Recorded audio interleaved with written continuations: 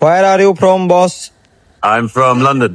এটা হলো বুড়িগঙ্গা নদী, আর এই নদীর পানি এতটাই বিশুদ্ধ যে বোতলের মিনারেল ড্রিঙ্কিং ওয়াটারও এটার সাথে পারবে না। এই হলো লালবাগ কেল্লা ফতেহ, যা মুঘল আমলে নির্মাণ করেন শাহজাদা মোহাম্মদ আজম। ঢাকা বিশ্ববিদ্যালয়ে আসবো আর এই সুন্দর কার্জন হলে আসবো না, তা কি করে হয়? দীর্ঘ লম্বা লাইনে দাঁড়িয়ে 2টা টিকিট পাইলাম অবশেষে। এই আহসান মঞ্জিল ছিল ঢাকার নবাবদের ঐতিহাসিক বাসভবন। এটি নির্মাণ শুরু করেন নবাব আব্দুল গনি এবং পরবর্তীতে তার ছেলে নবাব আহসানুল্লাহ এটি উন্নত করেন। আজকে আমরা ঢাকার ব্যস্ততম শহরের মাঝেও কিছু ঐতিহাসিক ঘোরার জায়গা আছে, সেখানে ঘুরতে যাচ্ছি। সারা সপ্তাহ অফিসের কাজ করতে করতে অফ ডেতে একটু রিল্যাক্স করা হয়, কিন্তু আজকে চাচ্ছি কিছু সুন্দর জায়গা থেকে ঘুরে আসা যাক এবং আপনাদের দেখানো যাক। আসসালামু আলাইকুম গাইস, আমিও আমার ওয়াইফ বাসা থেকে অটোতে প্রথমে মোজারমেল বাস স্ট্যান্ডে আসলাম। মোজারমেল স্ট্যান্ড থেকে রাজধানী বাসে গাবতলী টেকনিক্যাল বাস স্ট্যান্ড পর্যন্ত আসলাম। ভাড়া নিল জনপ্রতি 60 টাকা। টেকনিক্যাল থেকে অন্য একটি বাসে শাহবাগ রমনা পার্কের সামনে নামলাম। ভাড়া নিল জনপ্রতি 30 টাকা। যেহেতু সকালবেলা ভিড় কম, তাই আমাদের প্রথম স্পট রমনা পার্কে আসলাম, কারণ আজকে আমাদের অনেক জায়গায় ঘুরতে হবে। রমনা পার্কের লেকের সাইডের এই ব্রিজটা অনেক ভাইরাল একটা ব্রিজ। রমনা পার্কে আসলেন আর এখানে একটা ছবি থাকবে না, তা কি করে হয়? তাই আমরাও এখানে বেশি সময় দেব না, 2-4টা ছবি উঠিয়ে চলে যাব।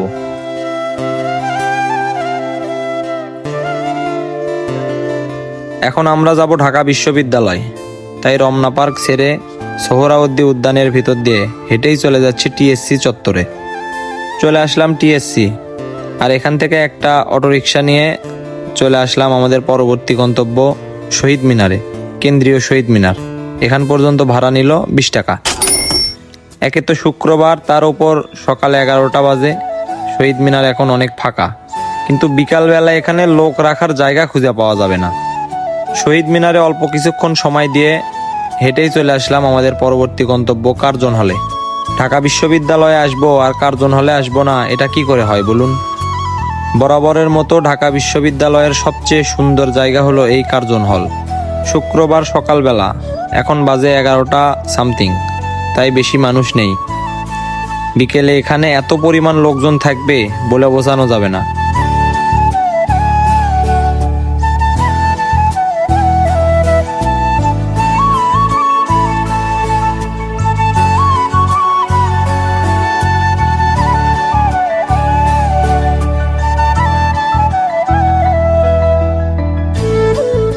এখানে বসেছে বৈশাখী মেলা, মনে হয় 1 সপ্তাহ পর্যন্ত থাকবে।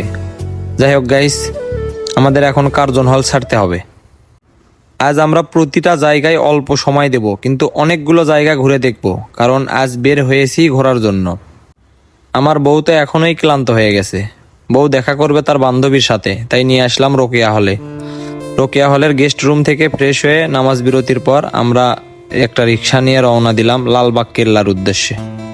ঢাকা বিশ্ববিদ্যালয়ের ক্যাম্পাসের ভেতর দিয়েই পাবলিক রোড দিয়ে যাচ্ছিলাম।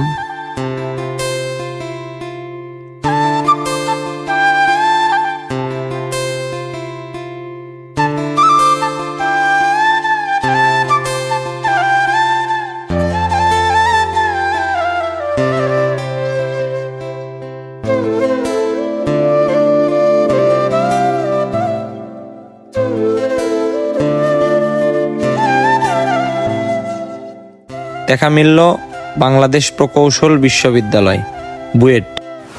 এভাবে দেখতে দেখতে চলে আসলাম আমাদের পরবর্তী ঐতিহ্যবাহী গন্তব্য লালবাগ কেল্লায়। এখান পর্যন্ত আসতে আমাদের রিক্সা ভাড়া নিল 50 টাকা এবং লালবাগ কেল্লায় ঢুকতে টিকিট ফি নিল জনপ্রতি 30 টাকা। এই হলো সেই কাঙ্ক্ষিত স্পট লালবাগ কেল্লা।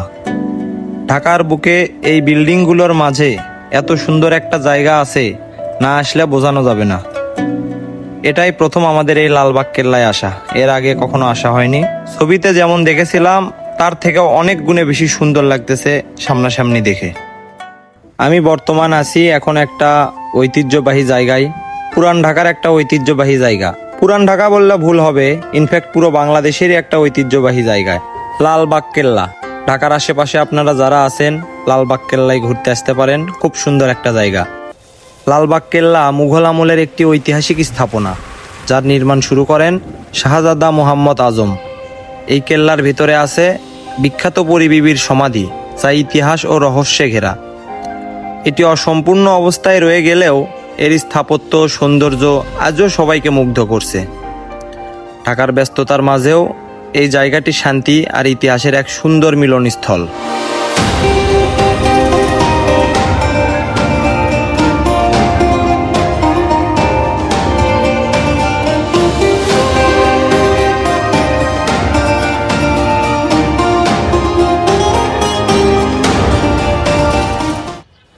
আমাদের লালবাগ কেল্লার ঘোরাঘুরি আপাতত সমাপ্ত। পরবর্তী গন্তব্য আহসান মঞ্জিল। আহসান মঞ্জিলে তাড়াতাড়ি যদি ঘোরাফেরা শেষ হয় তাহলে উত্তরা দিয়াবাড়ির দিকে একটু যাওয়ার চেষ্টা করব। দেখা যাক কত দূর কি হয়। আপাতত পরবর্তী গন্তব্য আহসান মঞ্জিল, সেখানে যাওয়া যাক। লালবাগ কেল্লা তো অসাধারণ লাগলো, আহসান মঞ্জিলও আশা করি খুব ভালো লাগবে। লালবাগ কেল্লা থেকে একটা রিক্সা নিলাম আহসান মঞ্জিল পর্যন্ত, দুইজনের ভাড়া নিল 100 টাকা। চলে আসছি আমাদের পরবর্তী গন্তব্য আহসান মঞ্জিলে। টানা 30 মিনিট লম্বা লাইনে দাঁড়িয়ে 2টা টিকিট সংগ্রহ করলাম। টিকিটের দাম ছিল 40 টাকা। শুক্রবার বিকেলবেলা তো, এজন্য একটু ভিড় বেশি। আমরা এখন অবস্থান করছি বাংলাদেশের ঐতিহাসিক একটা স্পট আহসান মঞ্জিল জাদুঘরে। যেমন ছবিতে দেখেছিলাম একদম তেমনই, কিন্তু মানুষের ভিড়ের কারণে সৌন্দর্যটা ঠিকভাবে উপভোগ করা যাচ্ছে না। এই আহসান মঞ্জিল ছিল ঢাকার নবাবদের ঐতিহাসিক একটা বাসভবন, যা একসময় রাজনৈতিক ও সামাজিক কার্যক্রমের কেন্দ্র ছিল। এটি নির্মাণ করেন নবাব আব্দুল গনি এবং পরবর্তীতে তার ছেলে নবাব আহসানুল্লাহ এটি উন্নত করেন। গোলাপি রঙের এই প্রাসাদটি এখন একটি জাদুঘর, যেখানে পুরনো নিদর্শন সংরক্ষিত আছে। বুড়িগঙ্গা নদীর তীরে অবস্থিত এই স্থাপনাটি ঢাকার ইতিহাসের এক গুরুত্বপূর্ণ প্রতীক। ঘুরতে ঘুরতে একজন ব্রিটিশ নাগরিকের সঙ্গে দেখা হয়ে গেল, তার সঙ্গে কিছু কথা বলা যাক। Where are you from, boss? I'm from London. How do you feel at this Ahsan Manzil? Very happy to be here. Delighted to be in Bangladesh. Is Bangladesh very good, Bangladesh is excellent. beautiful? Beautiful country. Okay. Of wonderful people. Okay, thank you. Have a good day. You are very good person. Thank you. Okay. Okay, bye bye. Okay, thank you. বিদেশিরা আসলে অনেক ভালো মন মানসিকতার হয়। তাদের সামাজিকতা সবাইকে মুগ্ধ করে। বিশেষ করে ইউরোপ কান্ট্রির লোকজনগুলা পারিবারিক শিক্ষার কারণে এত ভালো হয়ে থাকে। আমার দেশটা যেমনই হোক, বিদেশিদের কাছ থেকে নিজের দেশের প্রশংসা শুনলে ভালোই লাগে। যাই হোক, তারা তাদের মতো ঘুরুক, বাংলাদেশকে রিপ্রেজেন্ট করুক।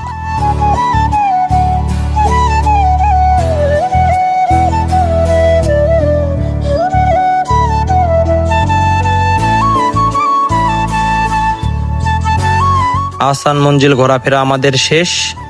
এখন দেখি কোথায় যাওয়া যায়। আপাতত বুড়িগঙ্গা নদীর পাড়ে যাই, তারপর দেখা যাক। আমাদের পরবর্তী গন্তব্য ছিল দিয়াবাড়ি, কিন্তু পুরান ঢাকার যে জ্যাম আর যে দেরি হয়ে গেছে, আর ওই দিকে যাওয়া সম্ভব না।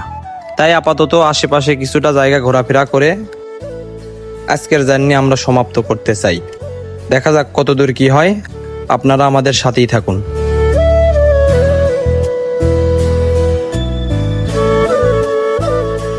এখন আপাতত চলে আসলাম সদরঘাটে।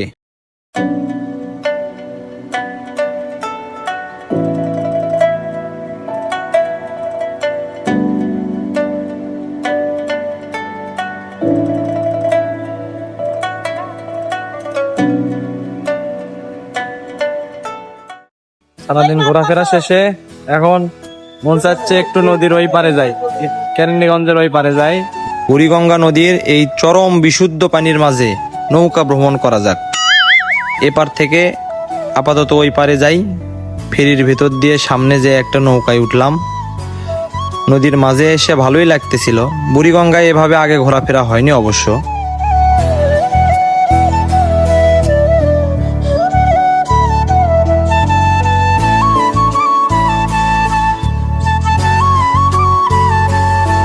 নদীর ওই পারে হলো কেরানীগঞ্জ।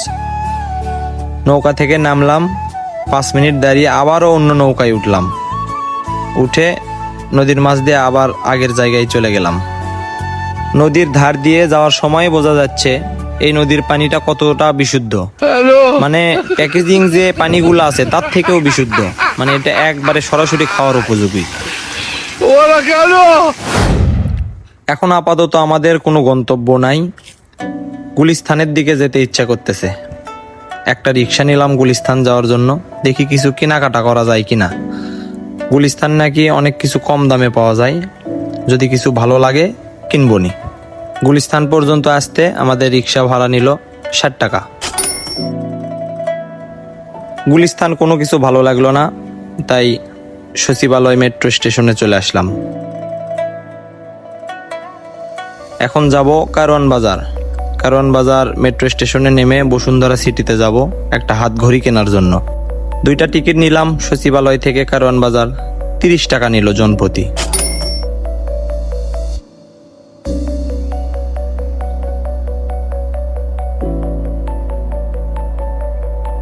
একটু অপেক্ষা করতেই ট্রেন চলে আসলো।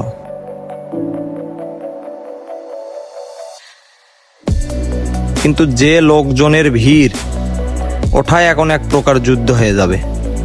যাই হোক, চলে আসলাম কারওয়ান বাজার, কিন্তু দেখুন মেট্রোতে কি পরিমাণ ভিড়। যাই হোক, বসুন্ধরায় যাওয়া যাক। কপালটা আজ খারাপ আমার একবারও মনে ছিল না যে দেশে বিদ্যুৎ সংকটের জন্য শপিং মল সন্ধ্যা 7টা পর্যন্ত খোলা। এখন বাজে 8টা 30।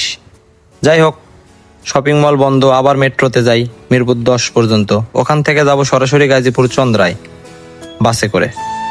বাবারে বাবা, যে ভিড়! এত লম্বা লাইনে টিকিট কাটতে তো অনেক সময় লাগবে। একটা সিরিয়াল ধরে মেশিন নষ্ট, আবার অন্য একটা সিরিয়াল ধরে 2টা টিকিট নিতে পারলাম। কারওয়ান বাজার থেকে মিরপুর পর্যন্ত ভাড়া ছিল 40 টাকা জনপ্রতি। মিরপুর স্টেডিয়ামে আলো দেখা যাচ্ছে। আজকে বাংলাদেশ ও নিউজিল্যান্ডের খেলা ছিল, আমার তো মনেই ছিল না। তাছাড়া সন্ধ্যার আগেই স্টেডিয়ামে চলে আসতাম খেলা দেখার জন্য। আর বাংলাদেশের খেলা দেখেই কি, শুধু হারে আর হারে। যাই হোক, আজকের দিনের ঘোরাঘুরি এখানেই শেষ গাইস। রাজধানী বাসে করে আবার বাসার উদ্দেশ্যে চলে যাওয়া যাক। আজকের মতো এখানেই সমাপ্ত। আল্লাহ হাফেজ।